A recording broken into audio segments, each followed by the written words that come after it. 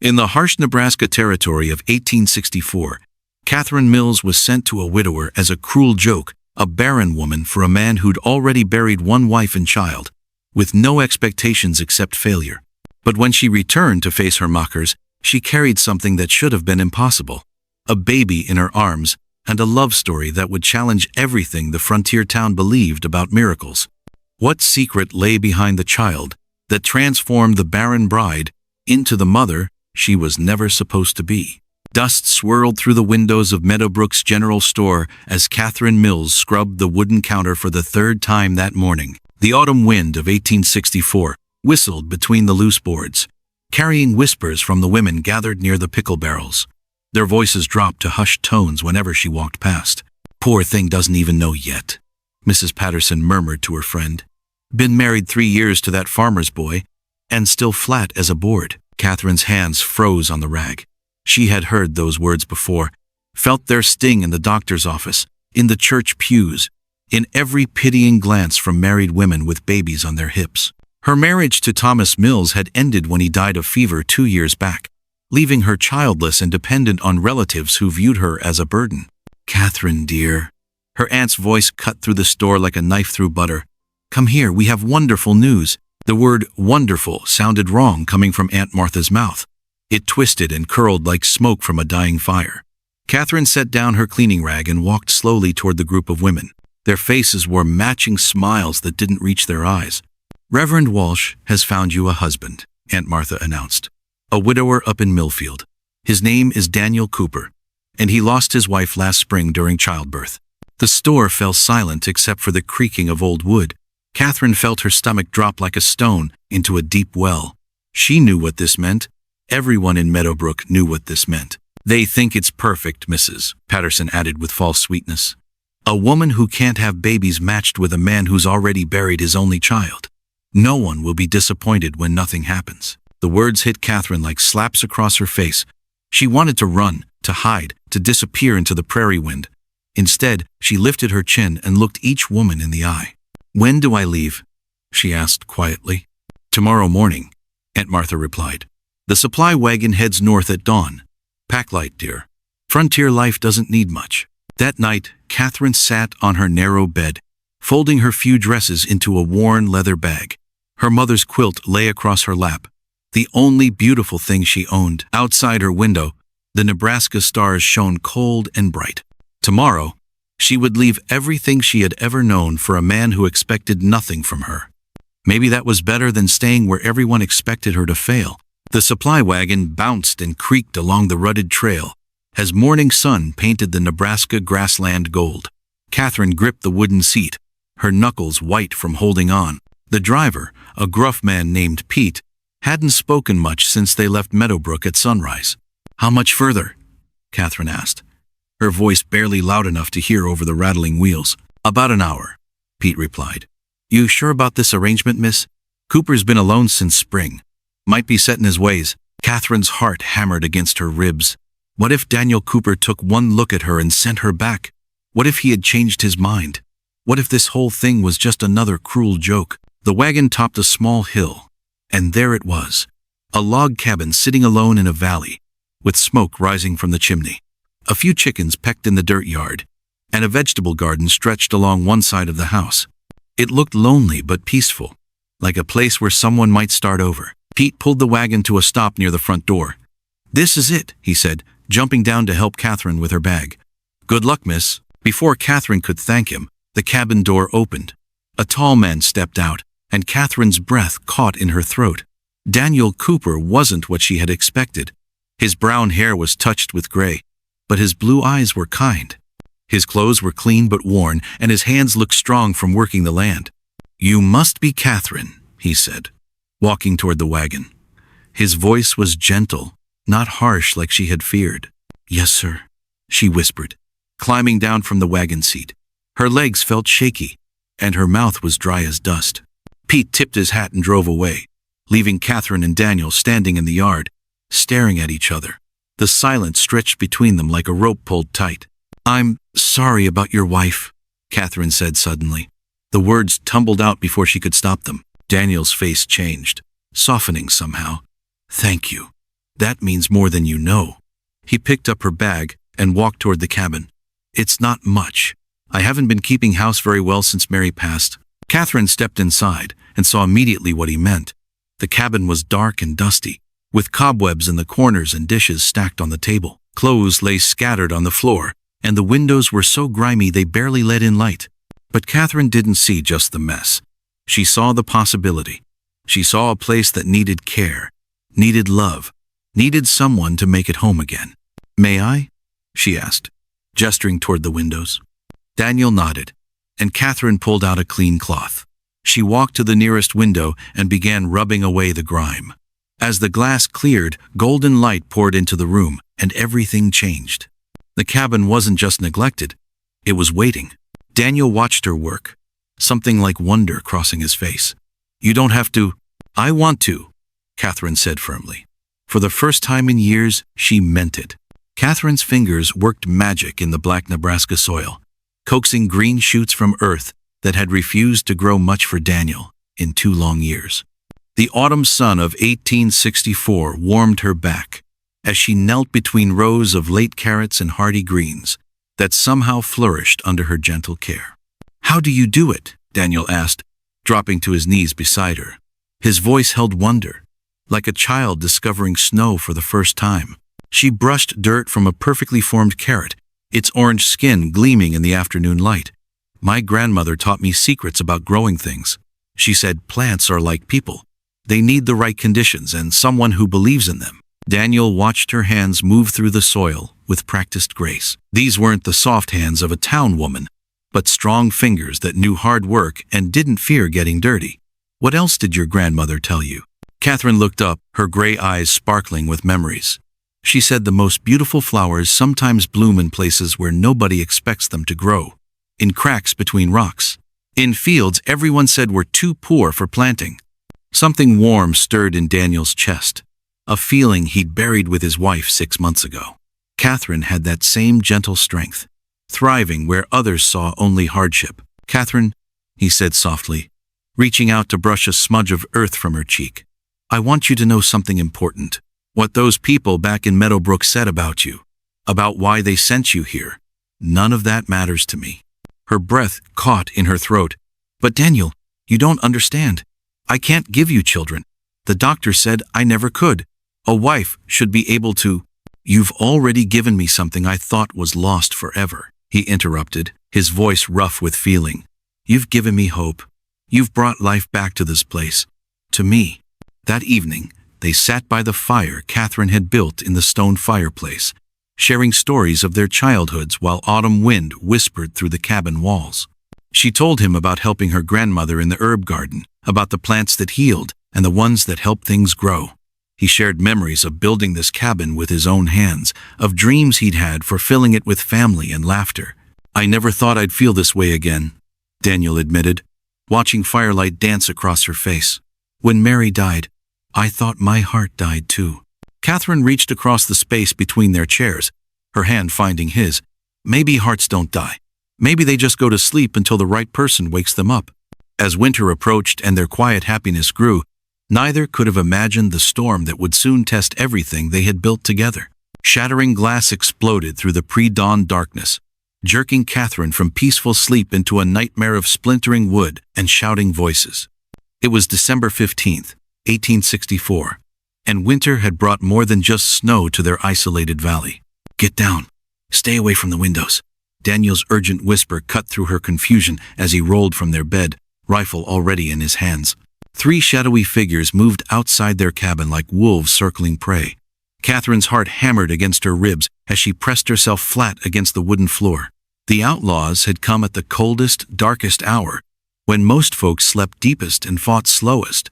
"We know you got supplies in there, Cooper," bellowed a rough voice from the yard. "Winter's been hard, and we're taking what we need." Daniel's jaw clenched. He'd heard stories of these men, drifters who robbed isolated homesteads, taking whatever they wanted. His finger found the trigger as he peered through a gap in the shutters. The cabin door exploded inward with a thunderous crash. A bearded man charged through, pistol raised, his eyes wild with desperation and cold.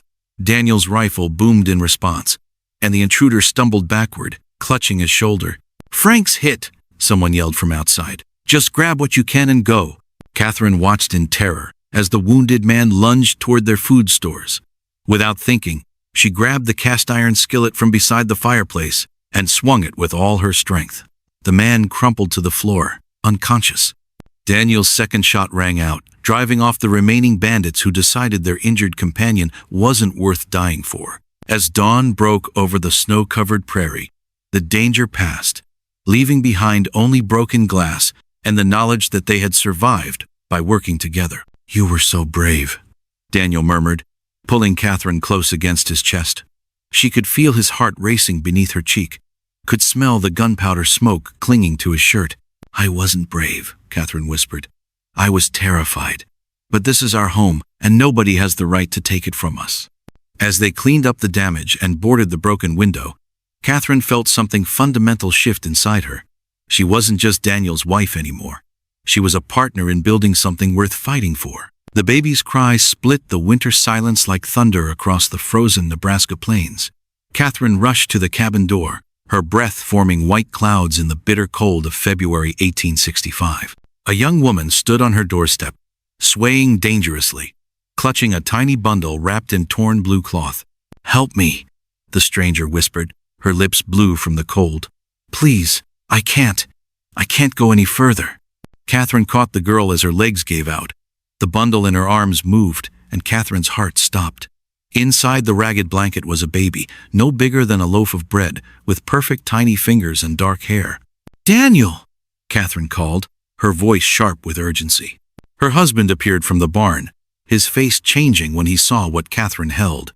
The young woman, barely more than a child herself, had fever burning in her cheeks. "My name is Mary," the girl managed to say as Catherine helped her to the warm cabin. "Mary Henderson, my husband. He died of fever last month. Been walking for weeks, trying to reach my sister in Colorado." Catherine's hands shook as she felt Mary's burning forehead. This was a dangerous fever, the kind that took people away forever. She'd seen it before, watched good people fade like candles in the wind. "The baby," Mary whispered, her eyes finding Catherine's face. "His name is James. He's all I got left." "Don't talk like that," Catherine said firmly, though her heart was breaking. "You're going to be fine, both of you." Daniel brought blankets while Catherine made tea from willow bark, the way her grandmother had taught her. But Mary's breathing grew labored, and her fever climbed higher. "Mrs. Cooper," Mary grabbed Catherine's hand with surprising strength. "I heard about you in town. Heard you were kind. Heard you understood about wanting babies but not being able to have them." The words hit Catherine like a physical blow. Even dying strangers knew her shame. "If something happens to me," Mary continued, could you care for James? I can see it in your eyes. You got room in your heart for him." Catherine looked at the baby sleeping in the wooden box Daniel had lined with soft cloth. James had stopped crying when she held him, like he knew he was safe. Her arms felt right with him in them, like they'd been empty her whole life waiting for this moment. "You're going to get better," Catherine insisted. But Mary's eyes were already growing distant. "Promise me," she whispered. "I promise," Catherine said, tears streaming down her face. Mary smiled then, peaceful as sunset. "Good. That's real good." By morning, Mary Henderson was gone, but baby James remained, changing everything Catherine thought she knew about her life. Spring mud sucked at the horses' hooves as 3 riders approached the Cooper cabin on a gray April morning. Catherine was hanging wet clothes on the line when she spotted them, her heart sinking like a stone in deep water.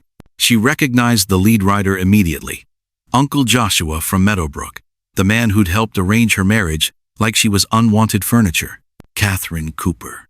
His voice boomed across the yard, using her married name like it was something distasteful. "Heard some mighty interesting stories about you." The second man wore a tin star on his chest, Sheriff Morrison from the county seat. The third was a stranger in expensive clothes who sat his horse like he owned everything he saw.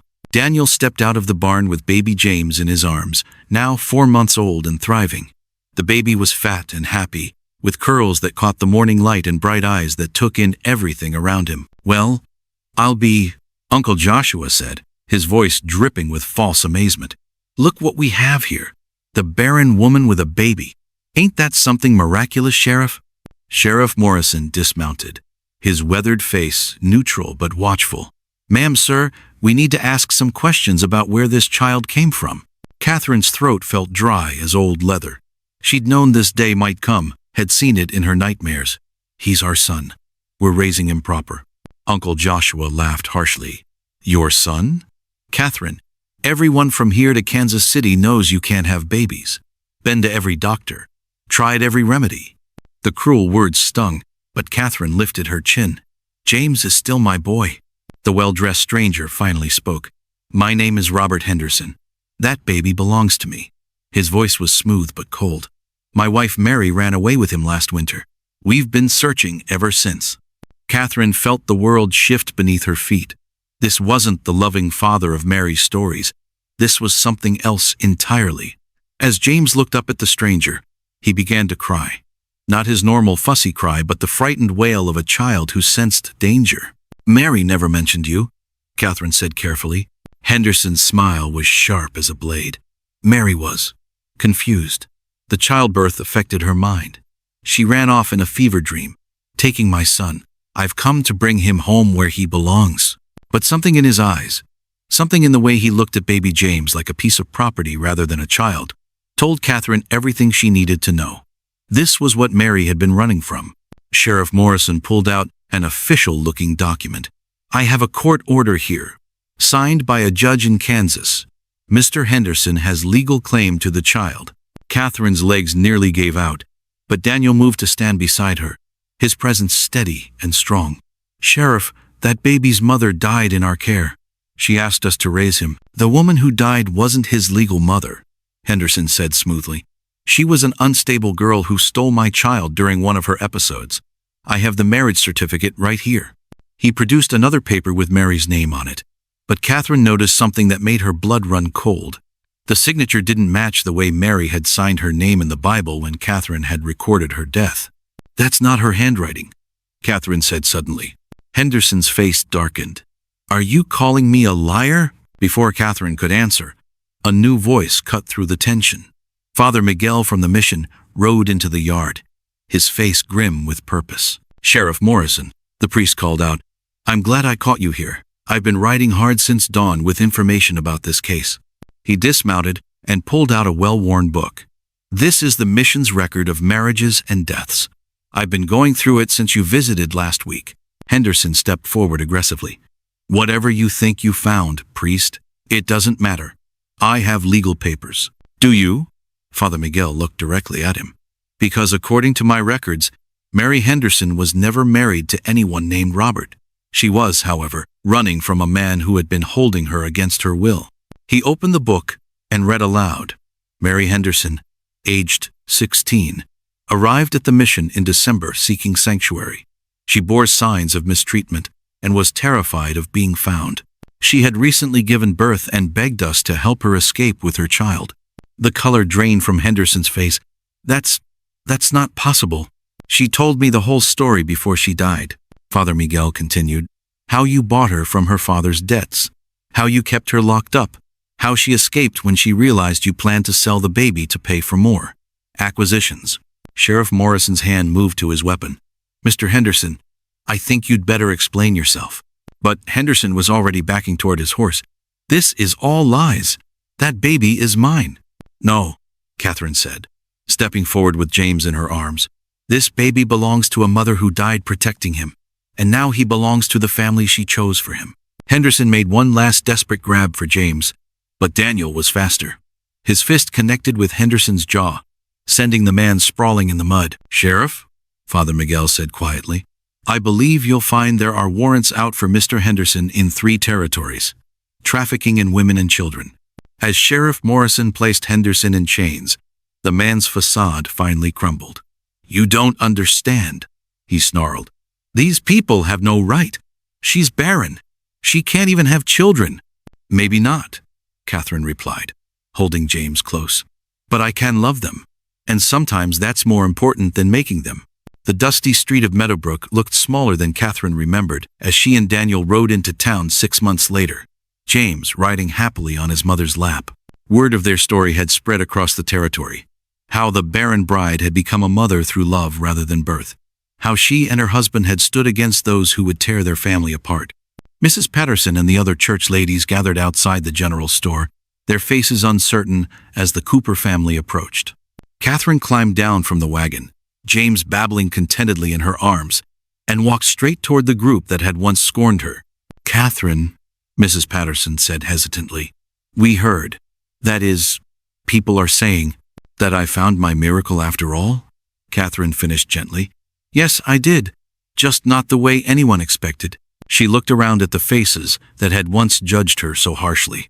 "James may not have come from my body, but he came from my heart. His mother chose me to be his family when she couldn't be. That makes him mine in every way that matters." Aunt Martha pushed forward, her face a mixture of shame and stubborn pride. "But Catherine, people are talking. They're saying we were wrong about you, and you were wrong about me," Catherine said simply. "You measured my worth by something I couldn't control instead of by who I chose to be. But I forgive you, because holding on to anger would hurt James more than it would hurt you."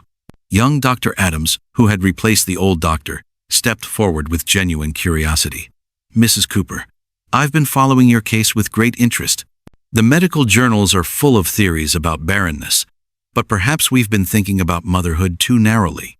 Daniel appeared at Catherine's side, his hand finding hers. "My wife has taught me that families aren't just made by blood," he said. "They're made by choice, by love, by the willingness to sacrifice for each other." As they walked through town, Catherine noticed the changes. Other women nodded respectfully, instead of whispering behind their hands. Children ran up to see baby James, who laughed and reached for them with chubby fingers.